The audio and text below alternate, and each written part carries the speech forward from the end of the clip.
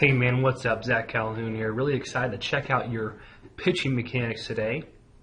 We got two videos you sent over, so I'm going to play through both of them real quick.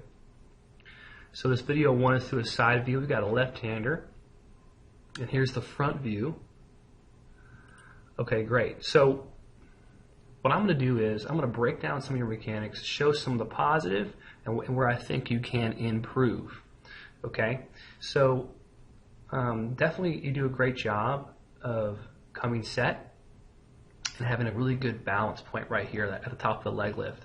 That's really important for consistency, and that'll be something you're going to do from now on for a long time.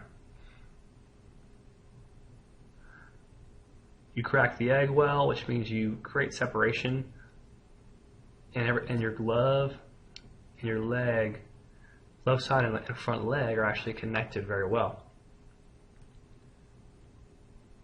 Separate, move forward, your front leg extends out, which is great, and pretty much at your landing point, which is right here, the ball is behind your head and almost in an L-shaped position where you want it, and you move forward and throw it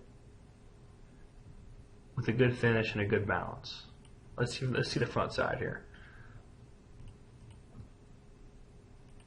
Yeah, same story. Okay. The first thing I notice, I'm going to go back to your side view here, that I think you should improve upon is when you break your hands, and it's hard to see from this angle, but I'm going to show you here in a second. When your arm action does, in this case, a circle, and ends up in what's called the high cocked position, or I call it the power position, where this hand is, I'm going to zoom in too. Hold on one second. Cool. So check this out. And it's an arrow. And maybe I should use a different. I'm going to use a line instead. Okay. See how this line is flat?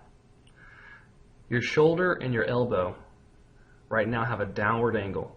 What they should have is your elbow should be high when you land, when your foot lands. And right now you can see lots of your elbow below this line. Okay? If your elbow is down below, in this case 90 degrees, it's going to be catching up the whole time, and you're going to do things with your mechanics to make up for that. Most of the time that's going to result in having a slower arm action, or in this case, your arm's going to drag a little bit. So check this out.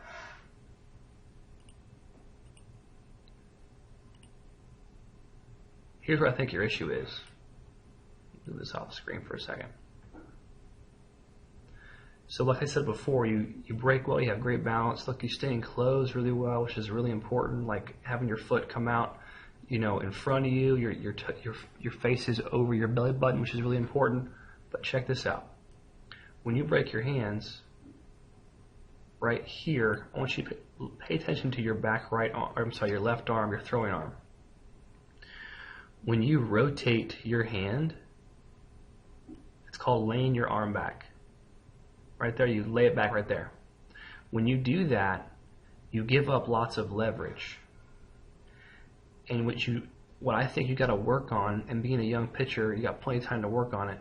What you don't want to have is your arm action, your thumb roll over backwards and then come up and throw. Don't roll your thumb over. You want to have an elbow lift that goes up. And then honestly, if you think about your elbow more than anything else when you throw, it will shorten your arm action. Just lift your elbow as high as you can and then come forward at the last second. What happens is, when I say come forward the last second, is once your foot lands, your body is going to naturally rotate your arm backwards where it's supposed to be. We'll get into the high cock position, and it's going to do it very quickly. And you're going to feel a lot of tension and a lot of built up leverage and torque in your body, which is good because that torque and leverage goes in the baseball. Some folks say, oh, this is bad for you or whatever. That's not true. Okay, they don't know what they're talking about. The problem with an arm action called an arm circle is just that. You don't want to circle your arm. You want to lift your elbow right here. You want to lift your elbow. So you can actually lift your glove side elbow too. So work on both sides. When you come upward, when you move forward down the mound, you want to lift with your elbows. What you don't want to do is go long arm action, because what's going to result in that most likely is going to promote you to lay your thumb back, lay your arm back, and have a dragging arm motion moving through the zone. I don't have to see a radar gun to know that you wish you threw faster. And this is going to help you exponentially. And of course, being a young guy, you're going to have to build more leg strength, right?